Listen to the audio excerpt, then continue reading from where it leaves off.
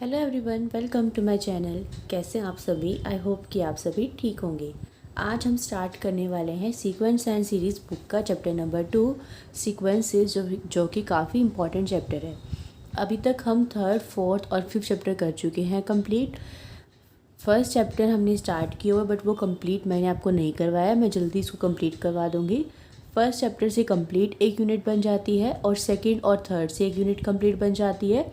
तो सेकंड अभी हमने स्टार्ट करेंगे और थर्ड मैंने करवा दिया है और फोर्थ से कंप्लीट यूनिट बनती है। उसके बाद जो चैप्टर रह जाएंगे वो है सिर्फ सिक्स्थ और सेवन। तो हम बाद में देखेंगे कि वो चैप्टर्स करने हैं नहीं करने हैं, और अगर करने होंगे तो मैं आपको, अगर पूरा नहीं हो पाया तो एटलीस्ट जो इम्पोर्टेंट होगा वो ज़रूर करवा दूँगी एग्ज़ाम के लिए, ठीक है। तो क्योंकि चैप्टर 2 हमारा काफ़ी लेंथी है, इसमें थोड़ा टाइम लग जाएगा। अब देखो स्टार्ट करते हैं हमारे चैप्टर को, sequences. In this chapter, we shall study those functions whose domain is the set of natural number and codomain is the set of real number. इस चैप्टर में हम उन फंक्शन के बारे में बात करने वाले हैं जिस फंक्शन की डोमेन तो होती है नेचुरल नंबर और कोडोमेन होती है रियल नंबर। तो यहाँ से हमें पता चल गया कि सीक्वेंस क्या होती है। सीक्वेंस वो फंक्शन होगा जिसकी डोमेन तो होगी नेचुरल नंबर और कोडोमेन होगी सेट ऑफ रियल नंबर्स। ठीक है, अब पढ़ लेते हैं सीक्वेंस की definition. A sequence is a function whose domain is the set of natural numbers and range can be any set. तो सीक्वेंस एक ऐसा फंक्शन होता है जिसकी डोमेन तो नेचुरल नंबर होगी और रेंज कोई भी सेट हो सकता है रियल नंबर्स का। ठीक है, अब देखो, a sequence whose range is the set of is the subset of set of real number r is called a real sequence। Real sequence किसको बोलते हैं? एक ऐसी सीक्वेंस जिसका रेंज सबसेट हो रियल नंबर्स के सेट का, उस सीक्वेंस को बोला जाता है real sequence. In this chapter we shall deal with real sequences only, therefore we shall use the term sequence instead of real sequence। तो यहाँ पे जो हम सेट लेके चलेंगे ना, जो रेंज लेके चलेंगे वो रियल नंबर का ही सेट लेके चलेंगे, कॉम्प्लेक्स का नहीं लेके चलेंगे इस चैप्टर में, पूरे चैप्टर में। तो बार बार ये लिखने की बजाय कि रियल सीक्वेंस, हम नॉर्मली सीक्वेंस ही लिखेंगे। ठीक है, अभी देखते हैं हम कि सीक्वेंस होती क्या है, रिप्रेजेंट कैसे करते हैं और इसके एग्जाम्पल क्या होते हैं। ठीक है, अब देखो representation of a sequence. Sequence is a special function whose domain is always a set of natural numbers. In calculus, functions are usually denoted by the letter f, g, h. But in the case of sequence, the function is denoted by any of the letters a, b, u, v, x, y. Hence, a sequence is a function a belonging n with range r and image of n belonging to natural number is denoted by an instead of a of n. Thus the image of a1 Thus the image of 1 is a1, image of 2 is a2, image of 3 is a3 and so on। देखो ये क्या कह रहे हैं, ये कह रहे हैं कि कैलकुलस में जब भी कोई फंक्शन होता था तो हम उसको f से डिनोट करते थे, g से डिनोट करते थे और h से डिनोट करते थे। बट सीक्वेंस के केस में फंक्शन को डिनोट किया जाता है a, b, u, v, x, y से, और यहाँ पे हम सीक्वेंस को a से ही डिनोट करेंगे। तो a क्या है? हमारी सीक्वेंस है जो कि किसका उसकी डोमेन क्या है? नेचुरल नंबर है, और को डोमेन क्या है? उसकी सेट ऑफ रियल नंबर्स है। एंड इमेज ऑफ n, और जो उसकी इमेज बनेगी, देखो कैसे होगा कि अगर ये डोमेन है और ये को डोमेन है यानी कि इमेज है, इसमें अगर नेचुरल नंबर है 1 2 3 4, तो यहाँ पे क्या होगा? a1 a2 a3 a4। तो इसीलिए कह रहे हैं ये कि इसकी जो इमेज बनेगी ना वो क्या होगा? नेचुरल नंबर ही होगा। तो 1 की इमेज क्या हो जाएगी? a1, 2 की क्या हो जाएगी? a2, 3 की क्या हो जाएगी? a3, 4 की क्या हो जाएगी? a4। तो ये लिख रखा है, and generally so on. So generally a sequence is denoted by, इस तरह से हम सीक्वेंस को डिनोट करते हैं। देखो a ऑफ, देखो ये क्या कह रहे हैं कि जो इमेज होगी ना, इमेज, उसको इस तरह से डिनोट नहीं करेंगे, उसको डिनोट करेंगे ऐसे, उसको डिनोट करेंगे ऐसे। और जो सीक्वेंस है, सीक्वेंस की जनरल नोटेशन कैसी होती है? ये वाली ब्रैकेट और a n and its successive terms by, इसके अंदर आप n की वैल्यू को चेंज कर दो तो a1 a2 a3 a4 a5 a6। ठीक है, समझ में आया? आप देखो सीक्वेंस क्या है? एक ऐसा फंक्शन है जिसकी डोमेन नेचुरल नंबर है और कोडोमेन कोई भी सेट हो सकती है, बट यहाँ पे हम उसको रियल नंबर का सेट ही लेके चलेंगे, हम रियल सीक्वेंस की ही बात कर रहे हैं। जनरली हम फंक्शंस को FGS से डिनोट करते हैं, बट सीक्वेंस को हम ABUXY से डिनोट करते हैं। यहाँ पे हम इसको A से ही डिनोट करेंगे, ओके। और जो इमेज होगी उसको हम इस तरह से डिनोट करेंगे। सीक्वेंस को डिनोट करने के लिए इन ब्रैकेट्स का यूज़ करना है। अब ये एग्जाम्पल देखते हैं, फिर और अच्छे से क्लियर हो जाएगा आपको। देखो, methods to describe a sequence. A sequence can be described in several different ways. We'll list first few terms of the sequence in order till the rule for writing down different terms becomes evident. For example, this 1, 4, 9, 16, 25 dash dash dash is a sequence whose nth term is n square. क्या बोल रही हैं कि हम कुछ term लिखेंगे sequence की, तब तक लिखते रहेंगे जब तक कि सामने वाले को ये ना पता चल जाए कि नेक्स्ट टर्म निकालने का तरीका क्या होगा, ठीक है। अब जैसे कि यहाँ पे लिख रखा है 1, 4, 9, अगर वो 1 और 4 ही दे दे तो क्या आप समझ पाओगे कि आगे वाली टर्म क्या होगी? नहीं समझ पाओगे। देन 1, 4, 9 को देख के हमें थोड़ा सा आइडिया हो जाएगा। तो अगर 4-5 टर्म हम लिख देते हैं तो फिर समझ में आ जाता है कि नेक्स्ट टर्म क्या होगी। अब जैसे कि यहाँ पे है 1 है, फिर 4 है, तो हमने सोचा कि 4 क्या है? नेचुरल नंबर का, यानी कि 2 का स्क्वायर है। बट हम ये भी सोच सकते हैं कि क्या पता ऐसे कर रखा होगी 3 + 1 4 कर रखा हो, है ना। उसके बाद हमने देखा 9 है, तो 9 क्या है? 3 का स्क्वायर है। फिर 16 है, वो क्या है? 4 का स्क्वायर है। फिर 25 है, वो क्या है? 5 का स्क्वायर। तो हमें समझ में आ गया कि ये क्या है? n स्क्वायर है। तो इसकी nth टर्म क्या होगी? n स्क्वायर, ठीक है। यानी कि अगर ऐसे हो n स्क्वायर हो, ऐसे सीक्वेंस लिख दिया आपने, n को 1 पुट करो, 1 का स्क्वायर 1, n को 2 पुट करो, 2 का स्क्वायर 4, ऐसे तो चलेगा ये, ठीक है। इस तरह से हम सीक्वेंस को लिखते हैं। अब देखो second, another method for writing a sequence is to give a formula of its nth term. अब जैसे मैंने आपको बताया वही इन्होंने सेकंड में बता दिया। इसमें हमको ऐसे दे रखा था, और अगर मैं ऐसे लिख दूं कि सीक्वेंस an इसके इक्वल है n स्क्वायर के इक्वल, तो हमें पता चल जाएगा कि n की वैल्यू को अगर मैं चेंज करूँगी तो मेरे पास ये सीक्वेंस बन जाएगी। दूसरा तरीका ये है। देन थर्ड तरीका क्या है? Another convenient method to describe a sequence is to write first few terms and then give a rule for obtaining its other terms using the preceding terms. कि आप कुछ टर्म्स लिख दो और उसके बाद आप एक रूल बन जाए अदर टर्म्स के लिए, और बाय पहले वाले टर्म्स का यूज़ करके। तो बस जनरली जो हमारे पास देखो जैसे दे रखा है इन्होंने, late a1 is equals to 1। इन्होंने क्या दिया आपको कि a1 तो क्या है? 1 के इक्वल है, एंड a ऑफ n + 1 किसके इक्वल है? 3an के इक्वल है। देखो इन्होंने क्या किया, आपको एक तो टर्म दे दी और nth टर्म n + 1 का फॉर्मूला दे दिया। तो a1 1 है, तो a2 क्या होगी? अब हमें पता है कि ये हमारा फॉर्मूला है, तो a2 निकालने के लिए मैं क्या करूँगी? यहाँ पे n को 2 पुट कर दूँगी। यहाँ पे a2 निकालना है ना मुझे, तो a2 कब आएगा? जब n को यहाँ 1 पुट करूँगी। तो 1 + 1 कितना बन जाएगा? 2, यानी कि a2 की वैल्यू किसके इक्वल होगी? 3a, यानी कि यहाँ पे 1।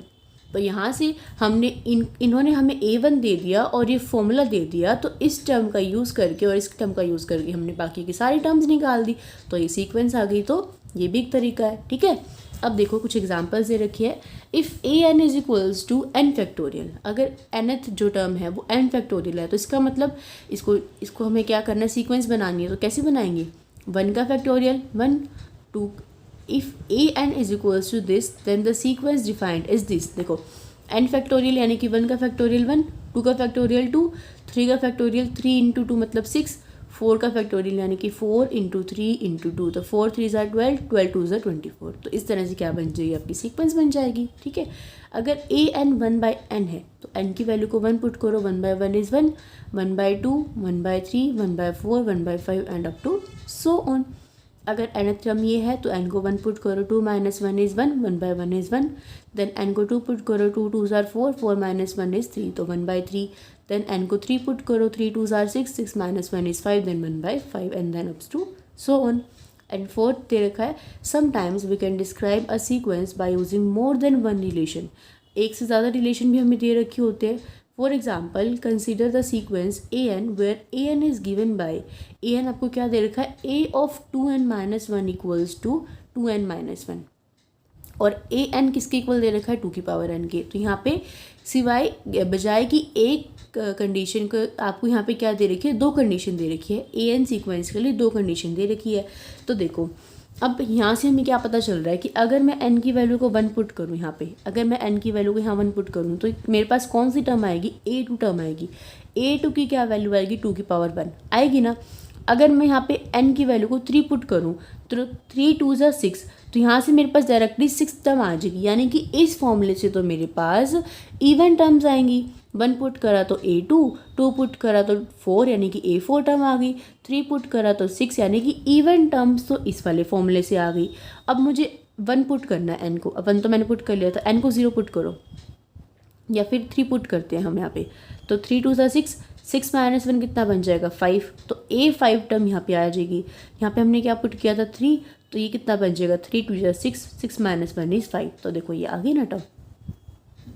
ठीक है, ये फर्स्ट टर्म है, ये सेकंड टर्म है, ये थर्ड टर्म है, ये फोर्थ टर्म है, ये फिफ्थ टर्म है और ये सिक्स टर्म है।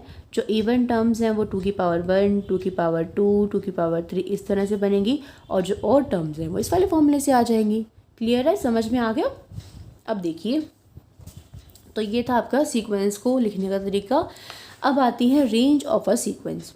तो देखो रेंज क्या होती है, The set of all distinct terms of a sequence an is called the range of the sequence. Symbolically, the set an belonging to n, where n belonging to natural number, is called the range of the sequence this. For example, if we have the sequence an, किसके equal है -1 की power n। तो देखो इसको open करो, n को 1 put करो तो क्या आएगी -1, n को 2 पुट करोगे तो क्या वैल्यू आएगी 1, n को 3 पुट करोगे तो क्या वैल्यू आएगी -1, देन n को 4 पुट करोगे तो 1, यानी कि -1 1 -1 1 -1 1। हमारे पास यही दो नंबर बार बार रिपीट हो रहे हैं, तो इसकी जो रेंज होगी ना, वो रेंज क्या बन जाएगी -1 और 1। इसकी रेंज में 2 फाइनाइट नंबर ऑफ एलिमेंट्स हमें मिल गए, तो इस तरह से हम क्या निकाल सकते हैं रेंज। अब देखो सपोज हमें ऐसे दे रखो, ठीक है। अब इसमें n की वैल्यू को अगर मैं चेंज करूँगी तो 2 बनेगा, फिर 4 बनेगा, फिर 6 बनेगा, फिर 8 बनेगा, फिर 10 बनेगा, फिर 12 बनेगा, तो चलता रहेगा। तो ये क्या है, इसकी जो रेंज होगी ना वो इनफाइनाइट होगी। हमें तो नहीं पता ना, अब इसमें हम प्रॉपरली किसी एक या दो नंबर को तो नहीं डाल सकते उसकी रेंज में, बट यहाँ पे तो क्या है, हम 2 नंबर को डाल सकते हैं। तो ये क्या है, रेंज की डेफिनेशन है कि set of all distinct terms के सेट को बोला जाता है रेंज, और इसको डिनोट किया जाता है इससे। यहाँ पे देखो, the terms of the sequence occurring at different positions are treated as distinct terms even if they have the same value। अगर सेम वैल्यू भी है तब भी हम उनको अलग अलग ही मानेंगे। सपोज कि हमारे पास ऐसे आ जाए, 1 हो फिर 2 हो, फिर 1 हो, फिर 3 हो, फिर 4 हो, फिर 1 हो, फिर 5 हो, फिर 6 हो, फिर 1 हो, तो क्योंकि इनकी पोजीशन अलग अलग है ना, तो आप इनको अलग अलग ही ट्रीट करोगे। ठीक है, ये बात यहाँ पे लिख रखी है। तो thus the number of terms of the sequence are infinite। देखो, thus the number of the terms of sequence are infinite but the range set is a finite set। अब यहाँ पे देखो 1 और -1 तो इनफाइनाइट टाइम्स है, बट इसकी जो रेंज होगी वो एक फाइनाइट सेट होगा, वो क्या होगा 1 और -1। क्लियर है, अब पढ़ो इस नोट को। अ sequence an always has a infinite number of terms but the range set of a sequence may have a finite number of elements। an sequence जो होगी उसमें तो देखो हमेशा इनफाइनाइट नंबर ही टर्म्स होंगी, है ना। अब ये कह रहे हैं कि रेंज सेट फाइनाइट भी हो सकता है और इनफाइनाइट भी हो सकता है। जैसे कि इस एग्जांपल का तो जो सेट है वो फाइनाइट हो गया, बट अगर हम इसकी निकालेंगे तो वो इनफाइनाइट हो जाएगा। ठीक है, तो range set can be finite और infinite, it depends upon the sequence, but sequence is always infinite. ठीक है, अब देखो second, 2 sequence an and bn are equal if and only if an is equals to bn। दो ये sequence equal जब ही हो सकती हैं जब an और bn दोनों की वैल्यू क्या हो, सेम। अगर ये भी 2n है, ये भी 2n हो, तो ही ये इक्वल हो सकती है। ठीक है, थर्ड देखो, to differentiate between a sequence and its range set we use this to denote a sequence and this to denote a range set. ये तो हम यूज़ करते हैं सीक्वेंस के लिए, और इन वाली ब्रैकेट्स का देखो, इन वाले ब्रैकेट्स का यूज़ किया जाता है रेंज सेट को डिस्क्राइब करने के लिए, ताकि इन दोनों में हम डिफरेंशिएट कर सकें। बस ये था नोट यहाँ पे।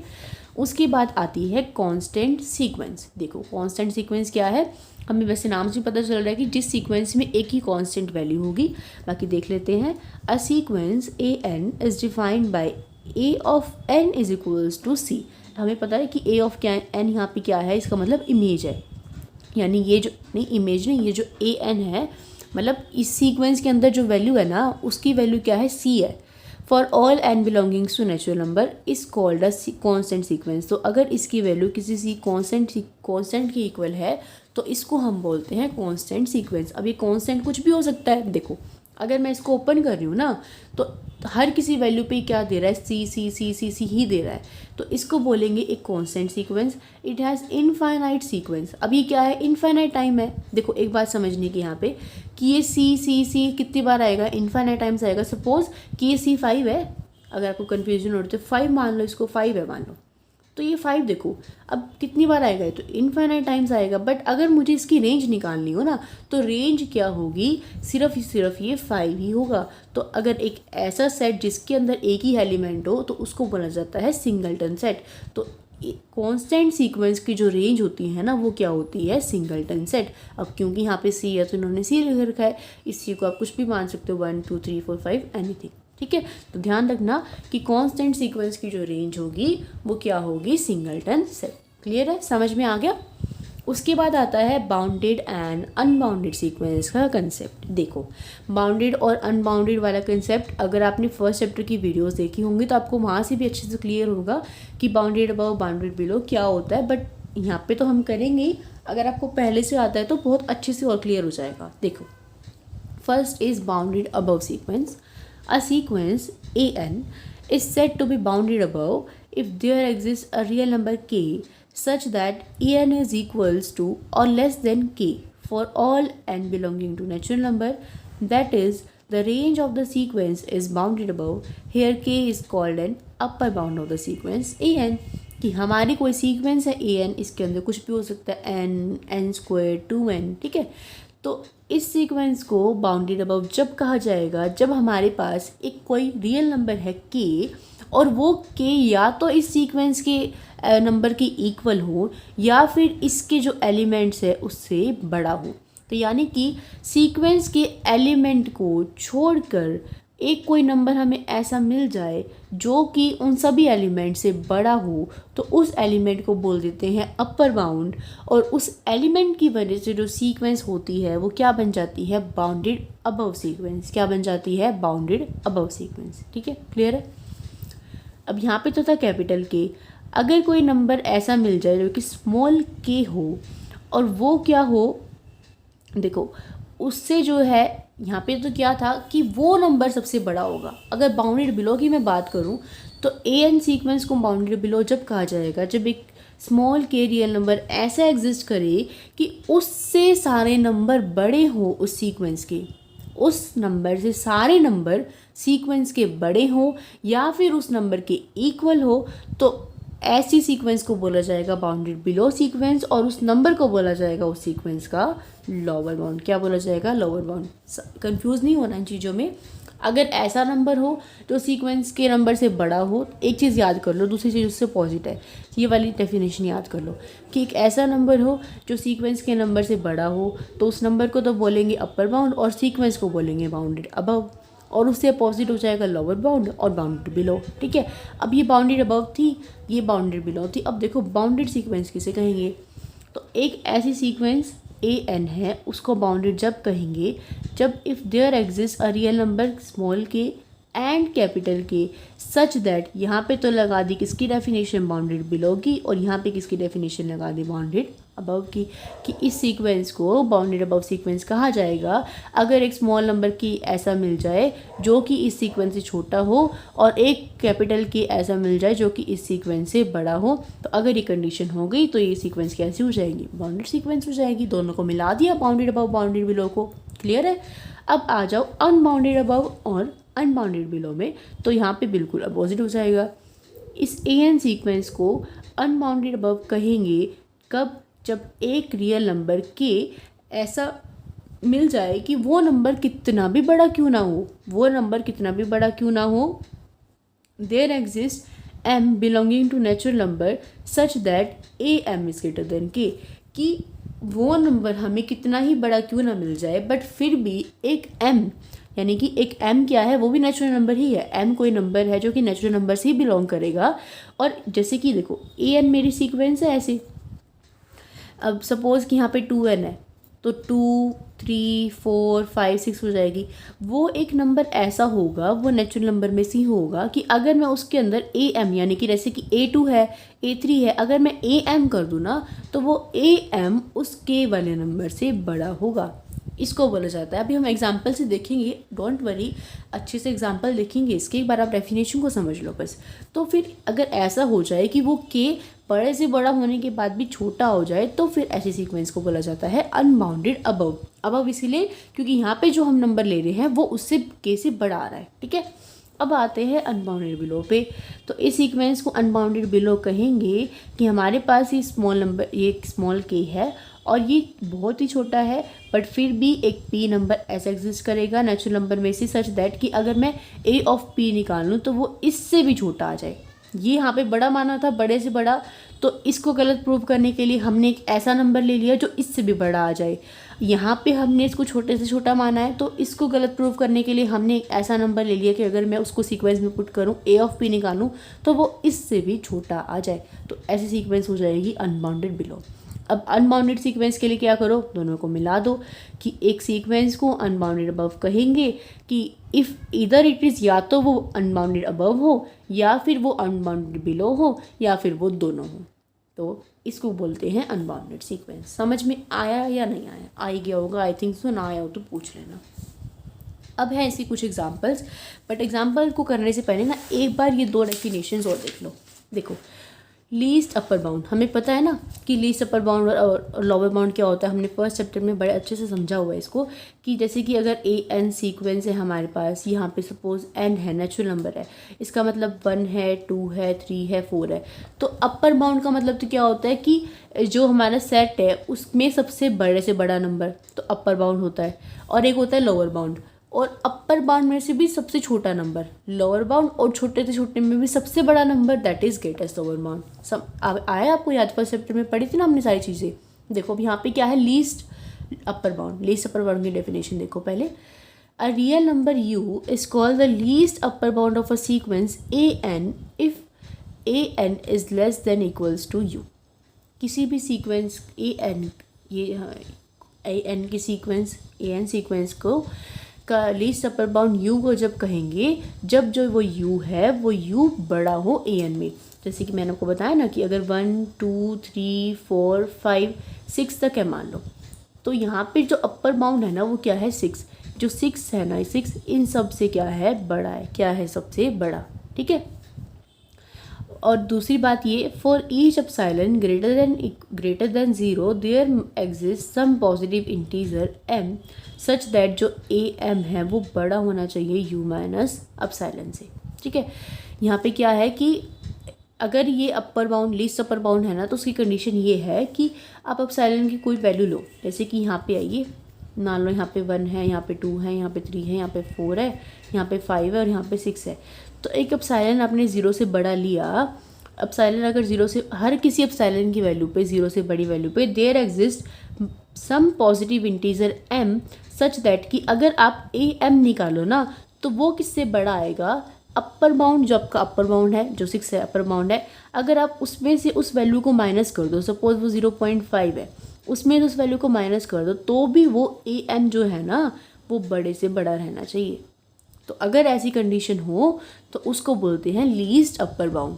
देखो अपर बाउंड तो बहुत सारे हो सकते हैं। देखो मैं आपको दोबारा समझाती हूँ। जैसे कि नेचुरल नंबर्स का सेट है, सपोज कि अब नेचुरल नंबर्स का ही सेट है, तो हमें 6 तक तो दे रखा है। अब देखो 6 से भी सारे नंबर छोटे हैं, 7 से भी, या फिर इसको ऐसे समझो आप। देखो अगर ऐसे है, ठीक है, ऐसे है। अब मैं कहती हूँ कि इस सेट का अपर बाउंड क्या है, तो इस सेट का अपर बाउंड ना 4 है, क्योंकि 4 क्या है, इन सबसे बड़ा है। बट 5 नंबर भी तो ऐसा है जो इन सबसे बड़ा है, 6 भी तो ऐसा है जो इन सबसे बड़ा है। बट क्योंकि 4, 5, 6, 7, 8, 9 कुछ भी ले लो, उन सब में छोटा नंबर कौन है, 4 है। तो अपर बाउंड में सबसे छोटी वैल्यू को बोलते हैं लीस्ट अपर बाउंड, और यहाँ पे हम लीस्ट अपर बाउंड की ही बात कर रहे हैं। तो एक मतलब u को हम, एक रियल नंबर u है, उसको लीस्ट अपर बाउंड जब ही कहेंगे जब एक तो वो सबसे बड़ा हो, और दूसरी बात ये कि एप्सिलॉन की 0 से बड़ी वैल्यू पे एक m इंटीजर पॉजिटिव इंटीजर ऐसा एग्जिस्ट करेगा कि ए ऑफ एम हमेशा बड़ा रहना चाहिए, जो आपका अपर बाउंड है यू, जो लीस्ट अपर बाउंड है यू, अगर आप इसमें से उस एप्सिलॉन की वैल्यू को माइनस कर दो तो, ठीक है। दूसरी चीज़ देखो लोअर बाउंड। अब लोअर बाउंड का मतलब क्या है कि छोटे से छोटा नंबर, जैसे कि अगर ये हो हमारे पास -1 -2 -3 -4 -5 कुछ इस तरह से हो और यहाँ पे हो 1, तो देखो अब इनमें सबसे छोटी वैल्यू क्या है, 1 है। अब ऐसे तो 0 भी है, 2 भी है, 1 भी है, बट हमें क्या देखना होता है, जैसे कि अगर नंबर लाइन की बात करूँ मैं, यहाँ पे 0 है, यहाँ पे 1 है, यहाँ पे 2 है और यहाँ पे सारे नेगेटिव नंबर होंगे, ठीक है। तो ये तो सारे हमें दे रखे हैं और मेरे को बताना है इनका लोअर बाउंड। तो इसका लोअर बाउंड तो -1 है। देखो अगर -1 -2 -3 -4 दे रखा हो तो लोअर बाउंड तो -1 है, बट -1 भी लोअर बाउंड है, 0 भी लोअर बाउंड है, 1 भी लोअर बाउंड है, 2 भी लोअर बाउंड है। लोअर बाउंड का क्या मतलब है कि ये जो सारे नंबर है ना, ये इससे क्या है, छोटे हैं। क्या है, इससे छोटे हैं, ठीक है। देखो अब हमें क्या करना है, ग्रेटेस्ट लोअर बाउंड करना है ना। इस वाले एग्जांपल को रहने दो, हम सिंपल एग्जांपल लेके चलते हैं। हमारा 1 2 3 4 है, तो इसमें लोअर वैल्यू कौन सी है, 1 है। अब देखो 1 से जो छोटी वैल्यूज़ है, -1 है, 0 है, वो भी तो लोअर वैल्यूज़ है ना। यानी कि लोअर वैल्यू का क्या मतलब है कि ये 1 जो है इन सब में छोटा है। अब -1 भी सबसे छोटा है इन सब से, बट हमें क्या देखनी है, लोअर वैल्यू में भी सबसे बड़ी वैल्यू। तो 1 है, 0 है, -1 है, -2 है, उन सब में बड़ा तो कौन है, 1। तो इस वजह से 1 क्या है, ग्रेटेस्ट लोअर बाउंड। तो ये दे रखा है कि क्या होना चाहिए, ग्रेटेस्ट जो आपका नंबर है L, एक तो वो छोटा होना चाहिए या फिर इक्वल होना चाहिए। और for each epsilon greater than 0 there exist some positive integer m such that कि अगर आप am की वैल्यू निकालो तो वो अब यहाँ पे तो बड़ी आनी चाहिए थी, बट यहाँ छोटी आनी चाहिए। अगर आप उस ग्रेटेस्ट लोअर बाउंड L के अंदर उस एप्सिलॉन को ऐड कर दो तो वो वैल्यू फिर भी बड़ी से बड़ी रहनी चाहिए। यहाँ छोटी रहनी चाहिए थी, यहाँ बड़ी रहनी चाहिए। बाकी इस पॉइंट में ज़्यादा कंफ्यूज मत होना। मेन थिंग जो ये है वो आपको बाउंडेड सीक्वेंस और अनबाउंडेड सीक्वेंस समझ में आनी चाहिए। ये चीज़ें तो सिर्फ आपके समझने की है, बाकी यूज़ नहीं होंगी ये, बट फिर भी आपकी वाला पॉइंट समझ लेना। मैंने अपनी तरफ से समझाने की कोशिश तो की है। आई थिंक कि आपको समझ में आ गया हो कि लीस्ट अपर बाउंड का मतलब क्या है, ग्रेटेस्ट लोअर बाउंड का मतलब क्या है। अब देखो एग्जाम्पल से और क्लियर हो जाएगा। देखो द सीक्वेंस, ये एन सीक्वेंस है तो एन के अंदर वैल्यू पुट करो 1 2 3 4 अप टू दिस। अब देखो ये लिख रहे हैं कि इस बाउंडेड बिलो, ये जो सीक्वेंस है वो बाउंडेड बिलो है but not bounded above. 1 is a lower bound of the sequence this.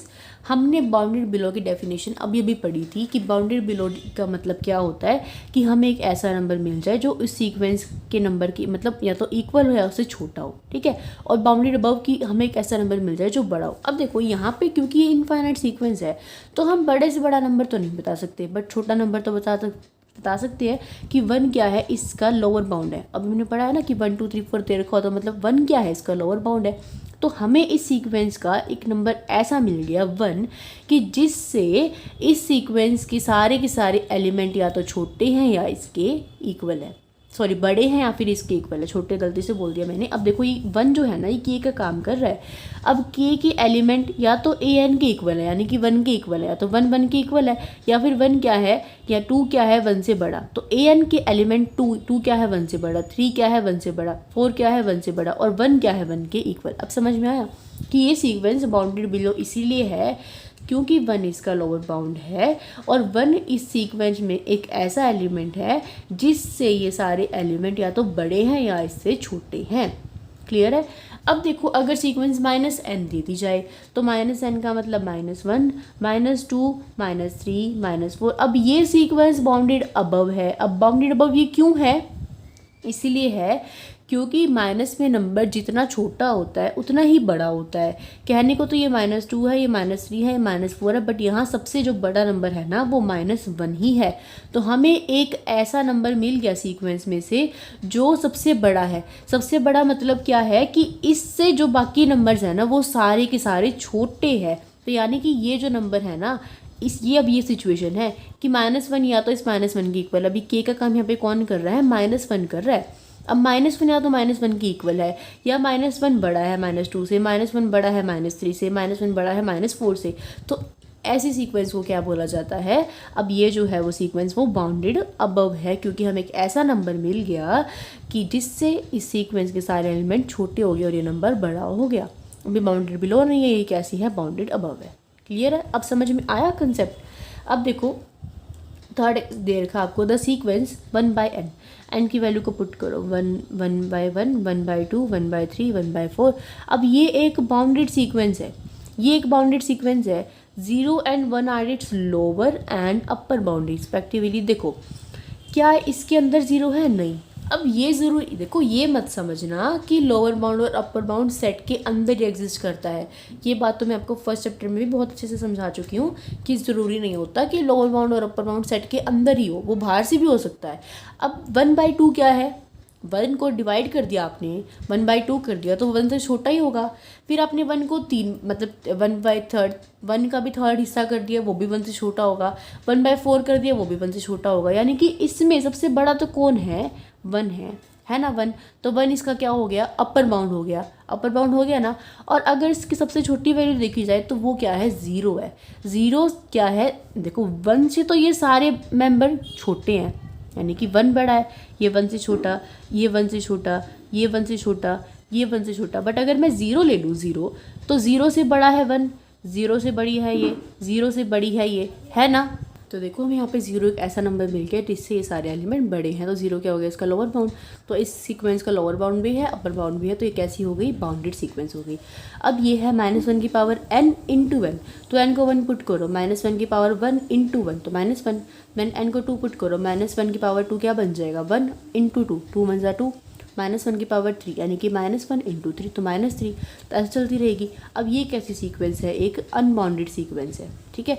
अब ना तो इसका कोई अपर बाउंड है, ना ही इसका कोई लोअर बाउंड है, ये एक अनबाउंडेड सीक्वेंस है। ओके। अब बाय डेफिनेशन आप इसको नंबर से लेके खुद चेक करके देखोगे कि हमें कोई ऐसा नंबर, मतलब ये बाउंडेड, अब अनबाउंडेड का मतलब क्या है? अब ये अनबाउंडेड सीक्वेंस है, तो आप ये मुझे बताओगे कि क्या अनबाउंडेड बिलो है या अनबाउंडेड अबव है, और अनबाउंडेड है तो क्यों है, ठीक है। इसका आंसर आप कमेंट्स में ज़रूर लिखेंगे। तो ये था आपका आज का टॉपिक। अब आगे जो है वो है convergent sequence, then divergent sequence, then oscillating sequence, null sequence, और उसके बेसिस पे कुछ थ्योरम्स है। उसके बाद ये वाले एक्सरसाइज आपकी है वो कंप्लीट हो जाएगी। ओके। तो आई होप कि आपको वीडियो पसंद आया हो। मैंने आपको अच्छे से समझाने की पूरी कोशिश की है, और पर फिर भी अगर आपको समझ में ना आया हो तो आप मुझसे पूछ सकते हैं, और अगर समझ में आ गया हो तो प्लीज़ वीडियो को लाइक कर देना, कमेंट्स में बता देना, चैनल फ्रेंड्स के साथ शेयर कर देना, और अगर आप मेरे चैनल पे नए हो तो चैनल को सब्सक्राइब करके नोटिफिकेशन बेल को ऑन पे क्लिक कर लेना।